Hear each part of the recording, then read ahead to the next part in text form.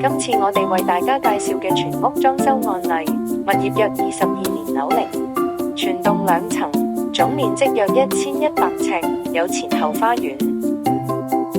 我哋先睇睇圖則，地下呢一層有大廳、廚房同一個洗手間，1樓主人房、2間睡房同一個浴室。